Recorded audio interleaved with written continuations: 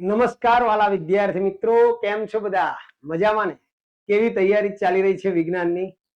કારણ કે હવે 28 તારીખે તો આપણું વિજ્ઞાનનું પેપર છે અને તમને ચિંતા થતી હશે કે મોટા પ્રશ્નો કેવી રીતે તૈયાર કરવા અને કયા તૈયાર કરવા. તો આપણી ચિંતાનો અંત આવી ગયો દોસ્તો. ચિંતાને છોડી દો દોસ્તો. આજે આપણે વિભાગ ડી ને ટાર્ગેટ બનાવવાના છે અને વિભાગ ડી ની અંદર વિભાગ સી ની જેમ જ કયા નંબરનો પ્રશ્ન અને કયા ચેપ્ટર માંથી આવશે એવા મોસ્ટ આઈએમપી પ્રશ્નો તેનું લિસ્ટ તમને આપવા જઈ રહ્યો છું. તો તૈયાર થઈ જાઓ તમારી પેન અને નોટ લઈને, અને જેટલા પણ તૈયાર કર્યા હોય એને ટીક કરો, ન કર્યા હોય કરી નાખો. કેટલા ગુણનો પ્રશ્ન દોસ્તો? 4 ગુણનો પ્રશ્ન. એટલે ખૂબ જ સ્કોરિંગ 20 માર્કનો સેક્શન ડી આવે. એને તો બરોબર તૈયાર કરવો પડે દોસ્તો. તો શરૂઆત કરીએ. હું અમૃત લિંબાચિયા, આદર્શ ટ્યુશન ક્લાસ સંચાલિત આપણી યુટ્યુબ ચેનલમાં મિત્રો આપ સૌનું હાર્દિક સ્વાગત કરું છું.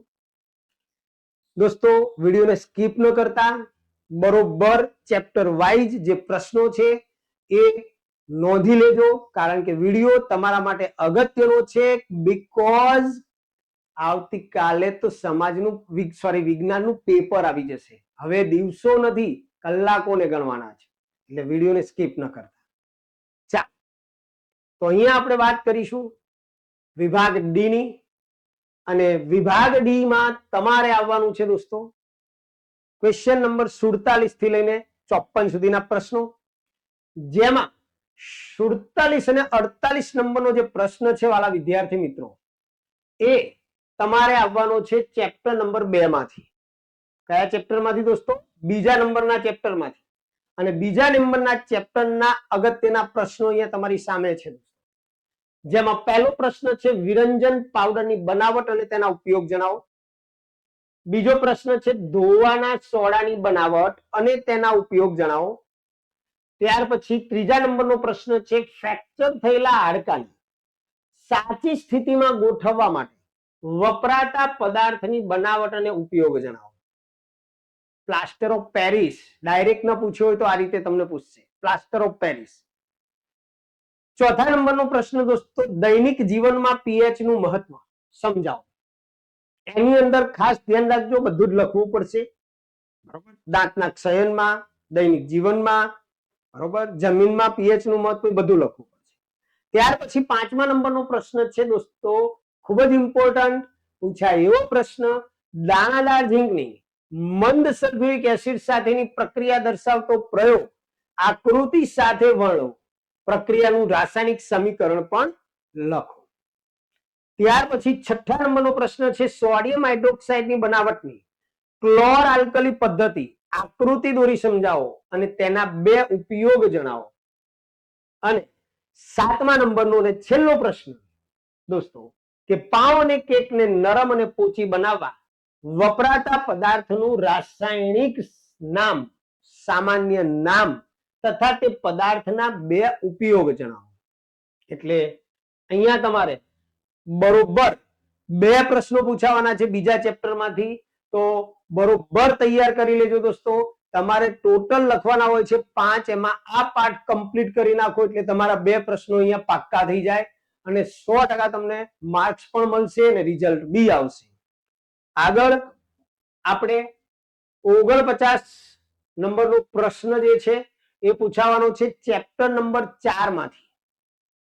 ચેપ્ટર નંબર 4 કાર્બનિક સંયોજનો. મોટાભાગના વિદ્યાર્થીઓને આ ગ્રુપ પડતો હોય છે, પરંતુ બહુ લિમિટેડ પ્રશ્નો જ છે અને આટલા તો કરી જ લેજો. ચેપ્ટર નંબર 4 માંથી જે તમારો પ્રશ્ન આવશે 49, જેમાં પહેલા પ્રશ્નમાં આપણે 2 પ્રશ્નો મૂકેલા છે દોસ્તો. એસ્ટરીકરણ પ્રક્રિયા રાસાયણિક સમીકરણ સહિત સમજાવો.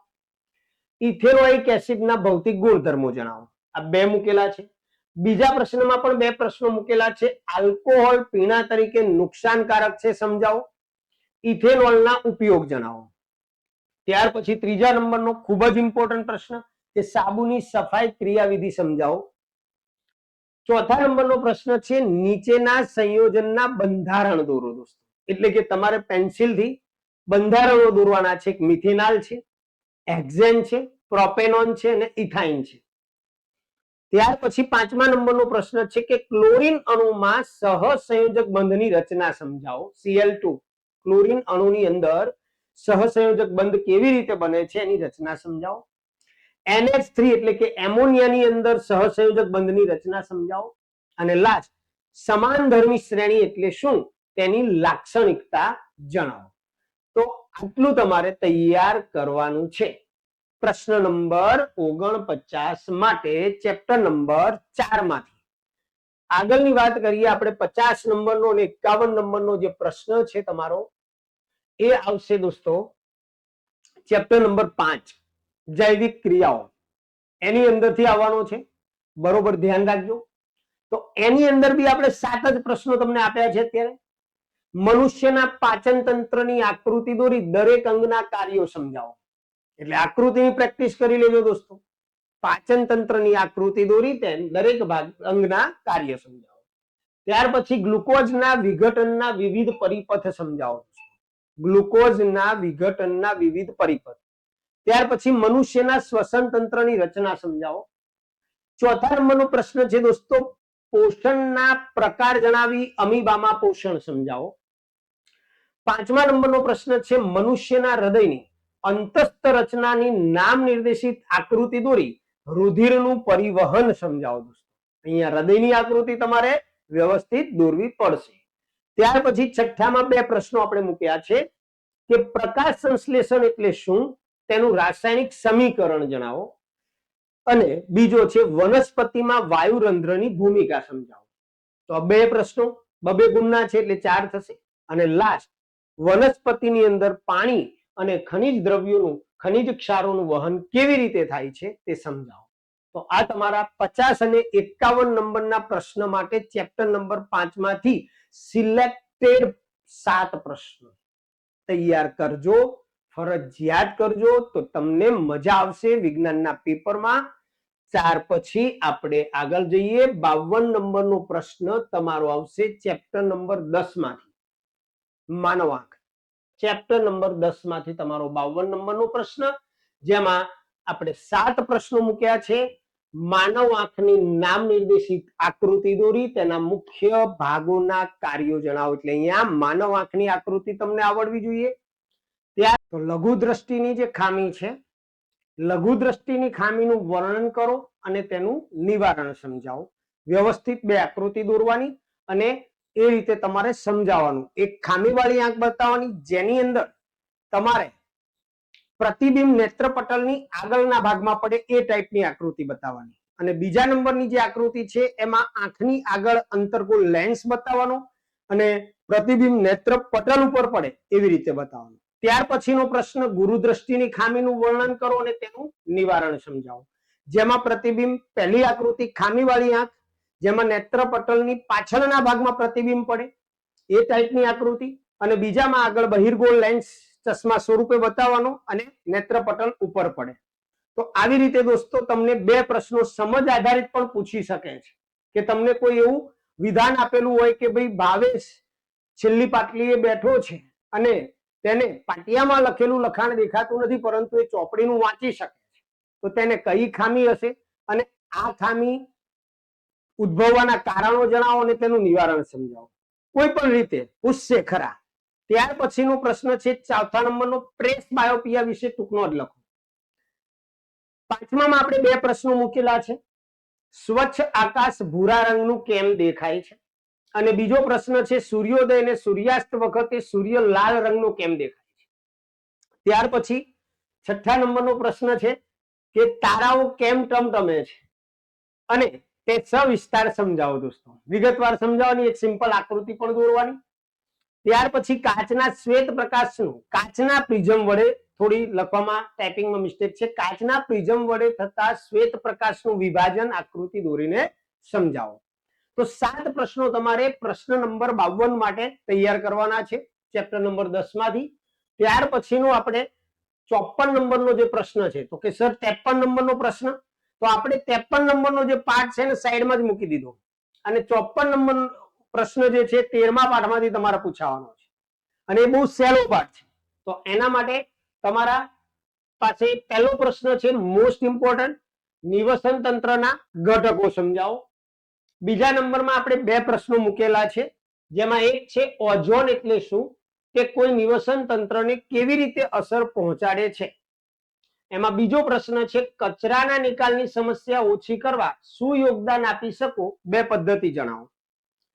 ત્રીજા નંબરમાં પણ આપણે બે પ્રશ્નો મૂકેલા છે, સમજાવો આહાર જાળ એટલે આહાર જાળ વિશે સમજાવવાનું, અને બીજો પ્રશ્ન છે જૈવિક વિશાલન સમજાવો. ચોથા નંબરનો અગત્યનો પ્રશ્ન છે નિવસન તંત્રમાં ઉર્જાનો પ્રવાહ સમજાવો. પાંચમા નંબરનો પ્રશ્ન છે ઓઝોન સ્તર કેવી રીતે નિર્માણ પામે છે, ઓઝોન સ્તરની અગત્યતા સમજાવો. છઠ્ઠા નંબરનો પ્રશ્ન જે છે એમાં બે પ્રશ્નો આપણે મૂકેલા છે, સ્વાધ્યાયના જ છે, બરોબર તૈયાર કરજો. એવી બે રીતો જણાવો જેમાં જૈવ વિઘટનીય પદાર્થો પર્યાવરણને પ્રભાવિત કરે એટલે કે અસર કરે. અને બીજો પ્રશ્ન છે એવી બે રીતો જણાવો જેમાં જૈવ અવિઘટનીય પદાર્થો પર્યાવરણને અસર કરે છે. અને લાસ્ટ નંબરનો પ્રશ્ન છે સાતમો, નકામા કચરાના પ્રકાર વાળો. તો 54 નંબરના પ્રશ્ન માટે તમારે 7 પ્રશ્નો તૈયાર કરવાના. તો દોસ્તો આ હતું વિભાગ ડી, જેને ટોપ ટાર્ગેટ બનાવજો, જેથી કરી 20 માંથી 20 માર્ક્સ આવે અને તમારું વિજ્ઞાનનું સ્કોરિંગ માર્ક્સ પણ ખૂબ જ સારામાં સારા આવે. તો અહીંયા આપણે વિભાગ ડી ની અંદર ચેપ્ટર વાઇઝ કયા પાઠને તમારે ઓપ્શનમાં કાઢવો છે એ કાઢી અને આ રીતે તમે પ્રશ્નોની તૈયારી કરજો. 100% તમને વિજ્ઞાનના પેપરમાં પ્રશ્નો જોવા મળશે, તો તૈયારી બરોબર કરજો. દરેકને બેસ્ટ ઓફ લક. સાથે સાથે આપણે લાઈવ લેક્ચર જે હેતુલક્ષીનો મહાસંગ્રામ લઈને પણ આવવાના છીએ, તો એની અંદર પણ આપણે વિકલ્પો, ખાલી જગ્યા અને ખરા ખોટા એક વાક્યના જવાબો આ દરેકની ચર્ચા આપણે કરીશું. ચાલો ત્યારે અમારી સાથે બન્યા રહેજો. જો આપ અમારી ચેનલ પર નવા હોવ તો ચેનલને સબસ્ક્રાઇબ કરી લેજો, જેથી નવા બનનાર કે નવા આવનાર તમામ વિડીયોની નોટિફિકેશન આપને સમયસર મળી રહે અને ખૂબ જ સારી રીતે તમારી બોર્ડની પરીક્ષા પસાર કરી શકો ખૂબ જ આનંદથી. જય સ્વામિનારાયણ.